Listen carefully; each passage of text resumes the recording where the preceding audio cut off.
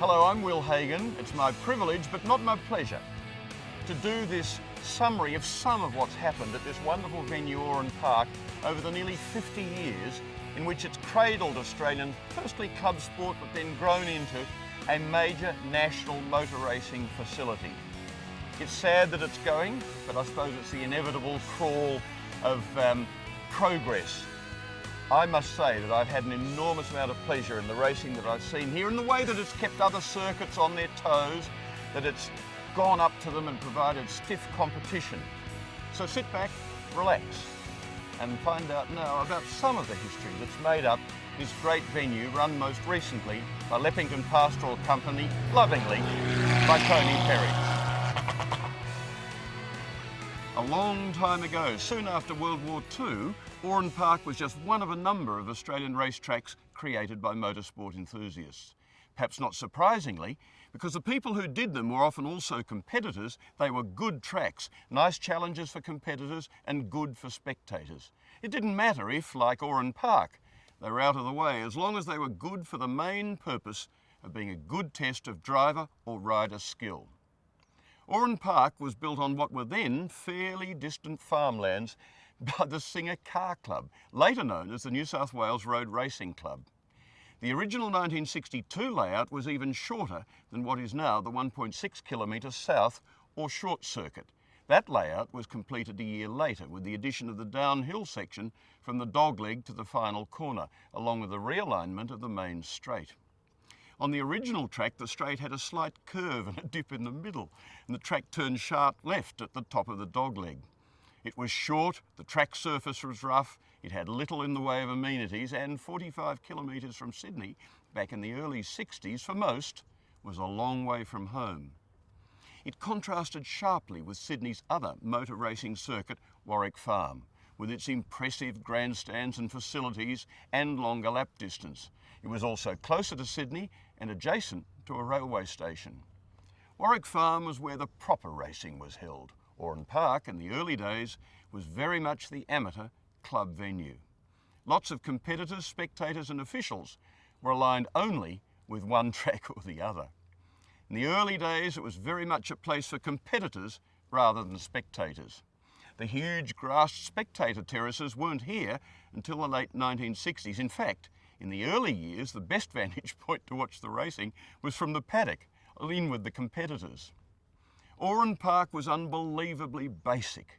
The only official building was an old double-decker bus for the timekeepers and the commentators. The original track surface wasn't proper bitumen. It was so rough, so prone to breaking up, that standing starts weren't even possible. Races had to be started behind a pace car, a Mercedes 190 SL, driven by its owner, Dave Miller. Appropriate to the times, Miller's enthusiasm often got the better of him. On several occasions, he spun in front of the field before the race started. It might have been primitive, but Oran Park had some important things going for it. It was challenging, with lots of elevation changes, which is still a novel idea at a lot of the undulating flat tracks that we have, and it had fast corners. Its quick flowing layout often resulted in close, hard racing. And being short, competitors could see all the circuit from any vantage point, something that few tracks offered then or now. And soon you could see it at night, in proper night racing conditions, cool air, dark sections of track, just like at the 24-hour race at Le Mans in France. Not that night lit like day environmental nonsense such as the recent Singapore Grand Prix. Here the lighting was basic, little more than a row of fluorescent lights on poles down the straight and around the pit area, all of which added to the spectacle. Brakes glowing red hot, headlights flashing in the darkness, all adding to the driver challenge, the difficulty and the spectator appeal.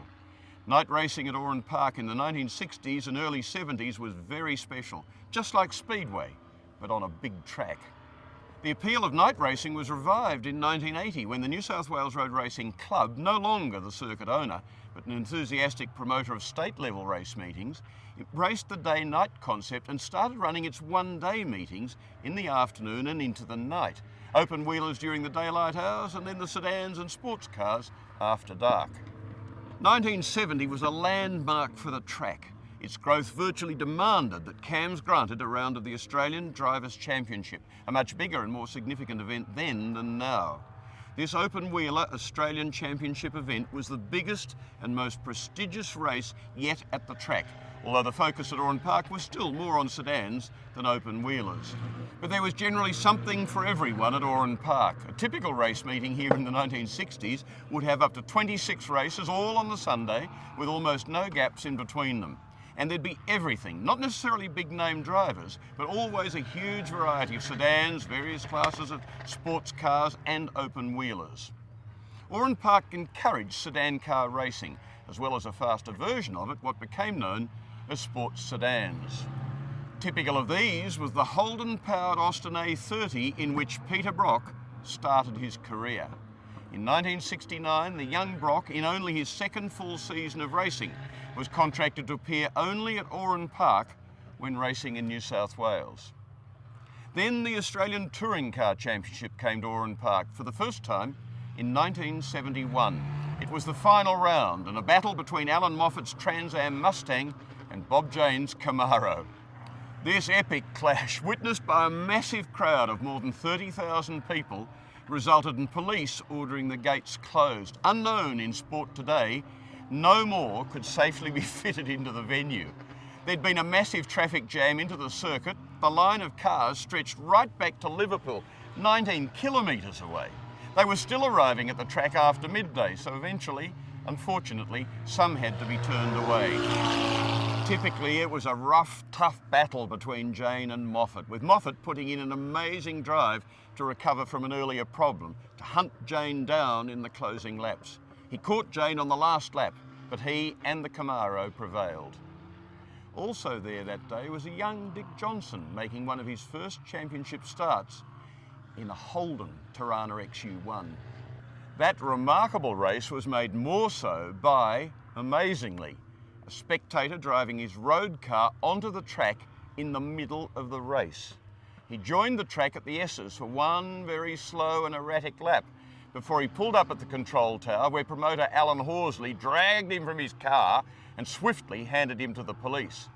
It sounds funny, but it could easily have ended in disaster. Moffat almost hit the Valiant when he overtook it, although he had no recollection of doing so.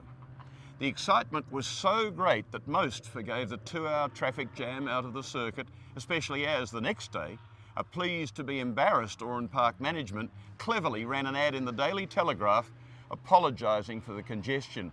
It's interesting, after all these years and struggling down narrow roads into Oran Park, now that the area is being made into a new housing area, we're getting some wide roads into the place.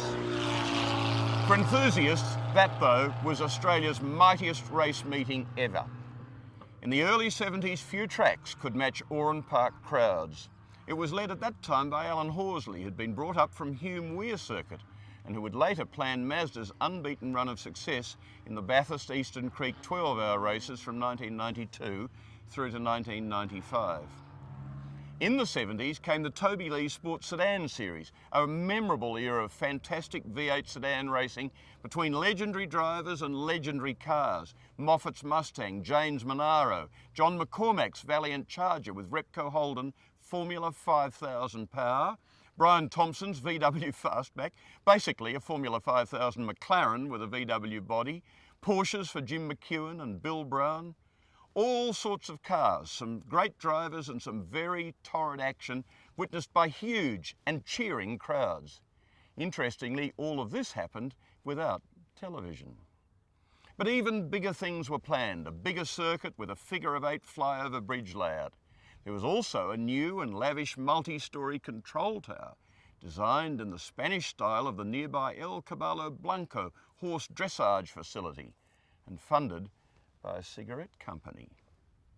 By 1974, the 2.6 kilometre flyover extension was complete, what we know today as the Grand Prix circuit. It was called Grand Prix because the first meeting on the new Oran Park layout was the Australian Grand Prix, its first time here at Oran Park. It was for Formula 5000 cars, and it featured the appearance of a very fast female driver from Italy, Lella Lombardi, later to become the only woman ever to score points in a World Championship Grand Prix.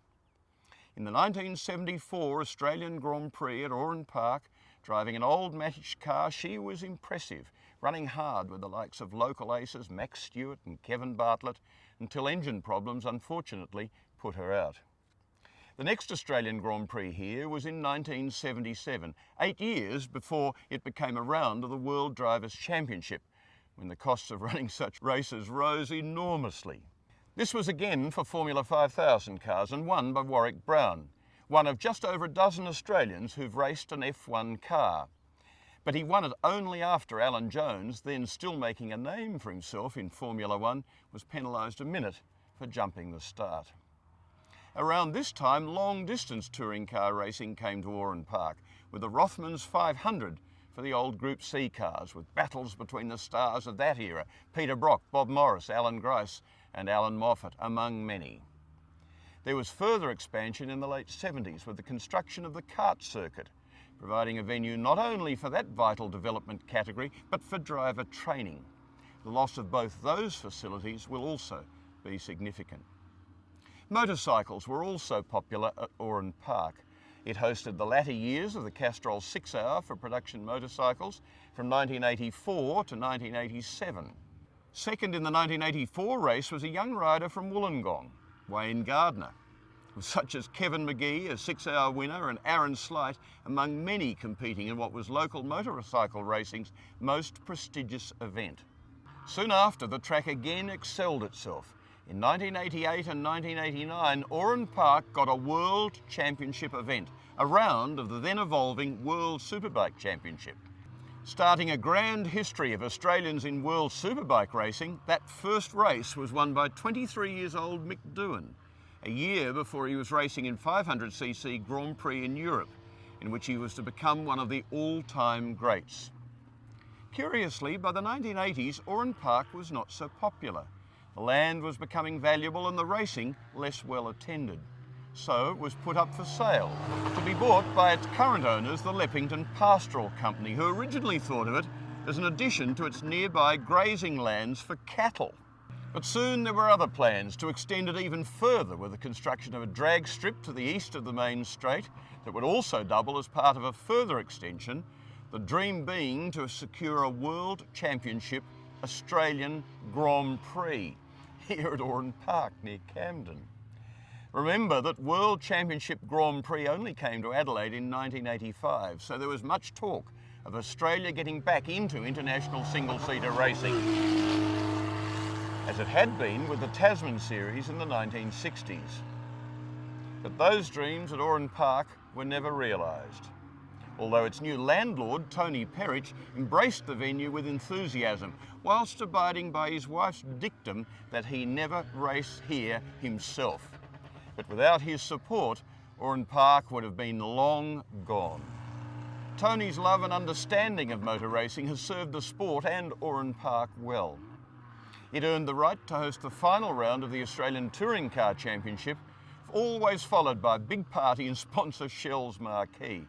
It became a tradition, one which continued into the late 90s, but ended when the championship was expanded to include endurance races.